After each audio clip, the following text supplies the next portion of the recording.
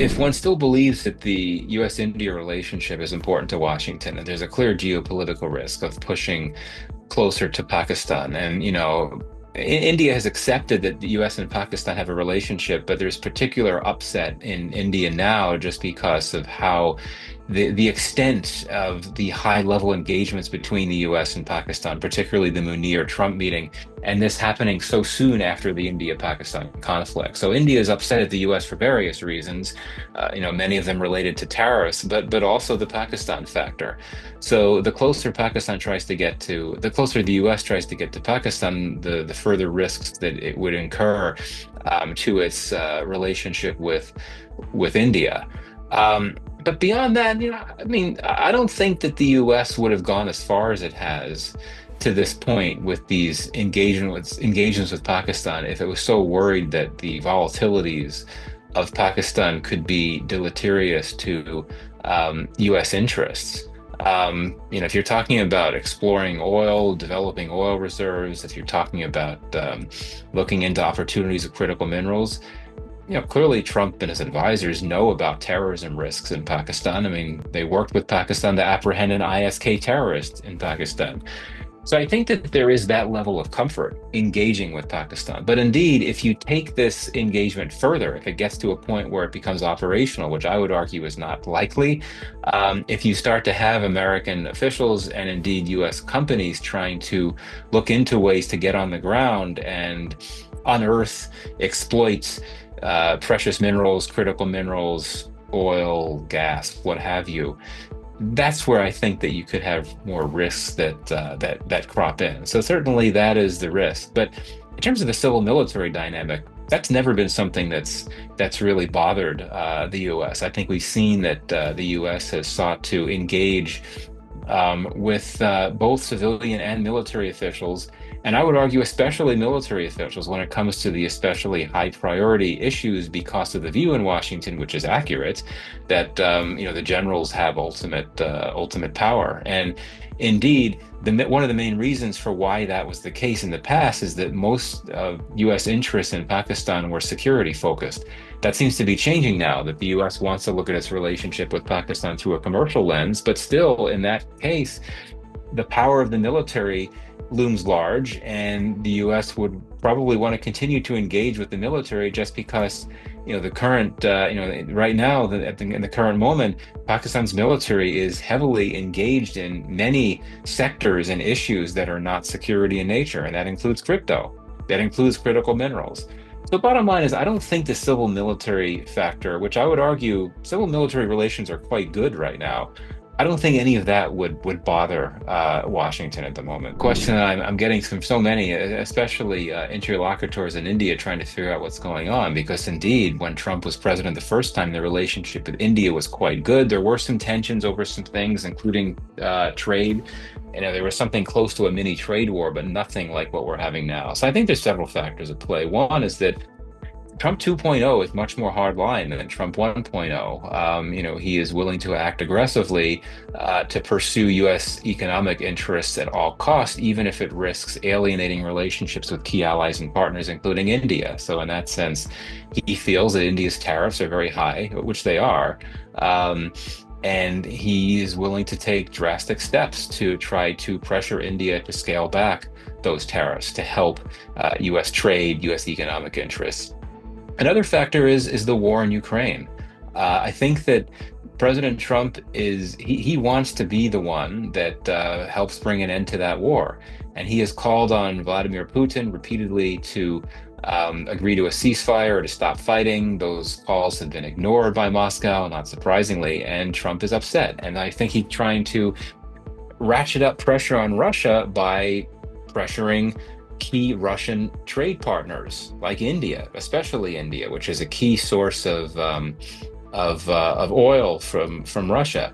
And so I think that Trump hopes that by applying these drastic tariffs on India, that India would pull back from its energy and broader commercial relationship with Russia, which quite frankly I don't think will happen. But I do think that's another reason why we're seeing these tariffs coming from Trump. And the other factor, I think there's something personal here for Trump. I think that he's bothered by the Indian government and certain things that it's done. I think he feels aggrieved by it.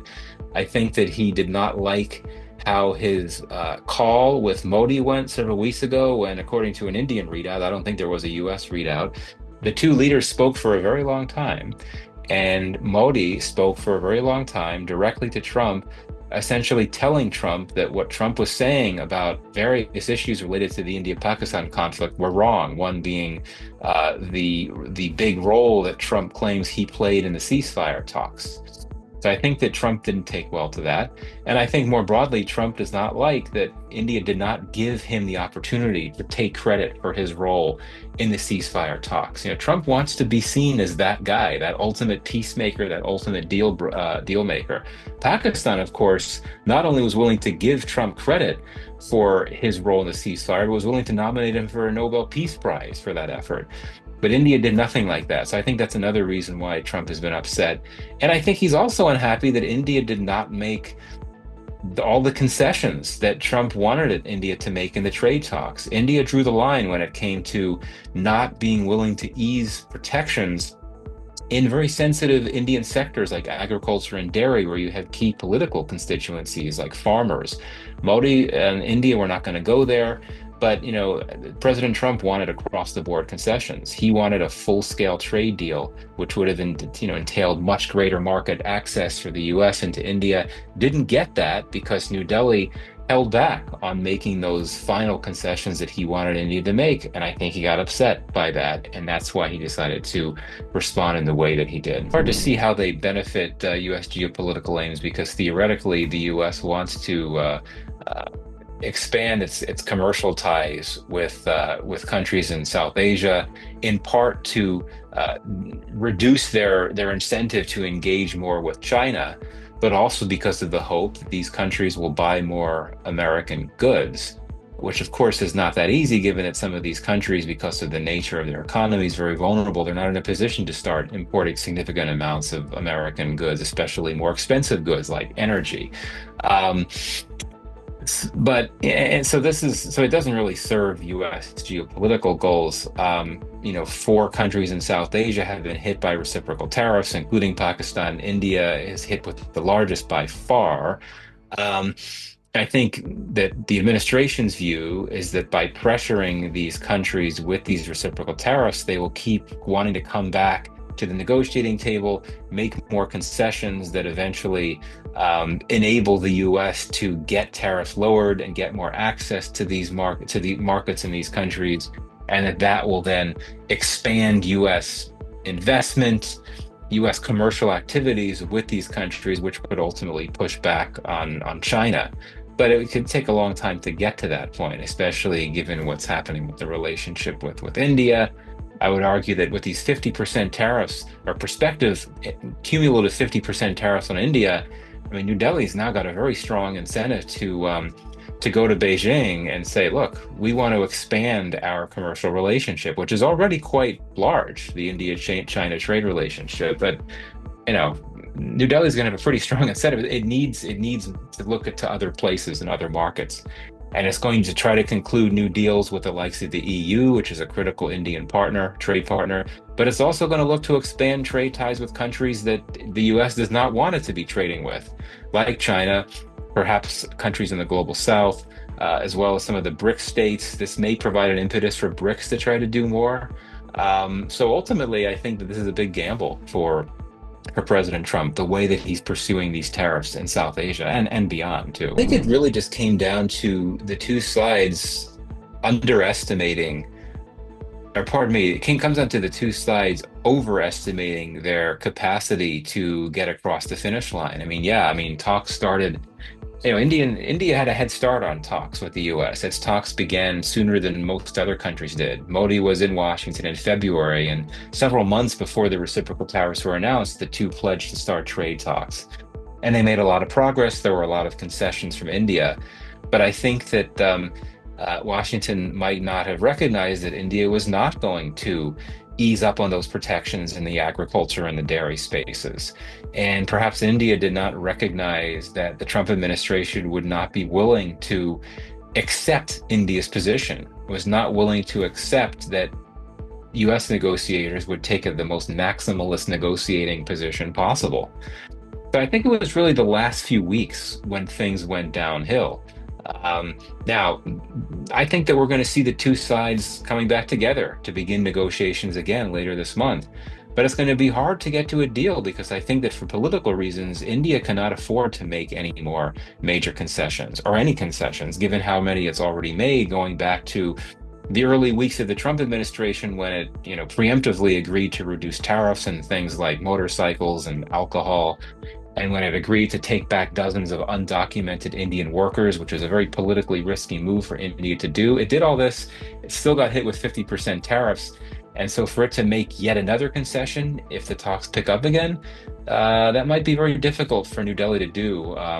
From a domestic political standpoint. I don't think so, just because they did have talks. The two men did talk. They spoke for a long time in a phone call several months ago. But I think that that call was not mainly about trade issues. It was about the India-Pakistan conflict and what Trump said about it, and his role in the ceasefire and his Kashmir mediation offer, all things that were not received well in India. And Modi wanted to use that call to set the record straight.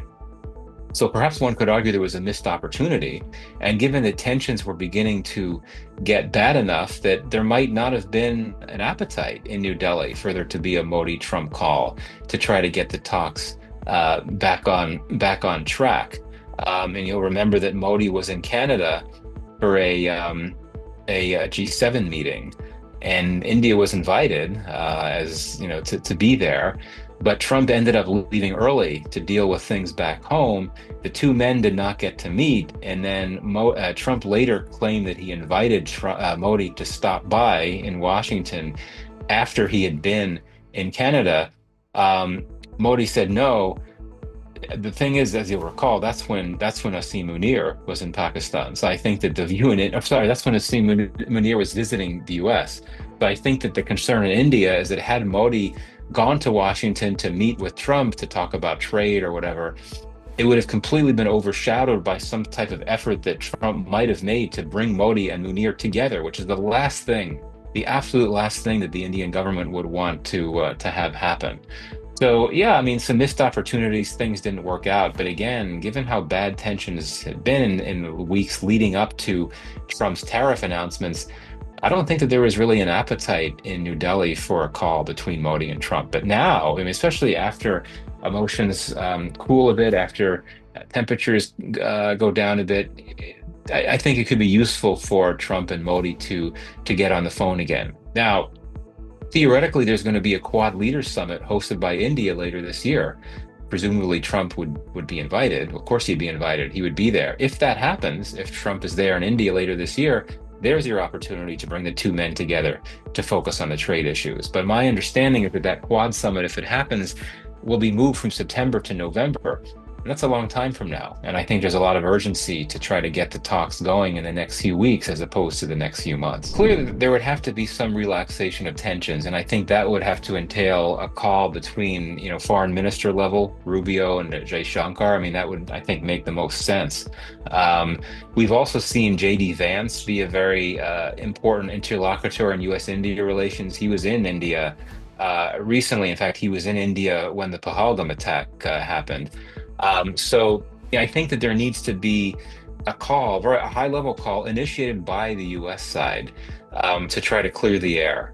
I think that if trade talks begin again, and I think that they will eventually, you need to have some sense that the talks have some potential to create the mood and the incentives for the two leaders to talk. But I don't think it's going to happen right away. But then again, you never know with Trump. I mean, if he's told that Modi, who he seems to really like, is upset, then he might give a call to Modi in the next few days. One can never rule anything out with President Trump. But I do think that we'll need to see some confidence building measures play out first before you can get that engagement between Modi and Trump.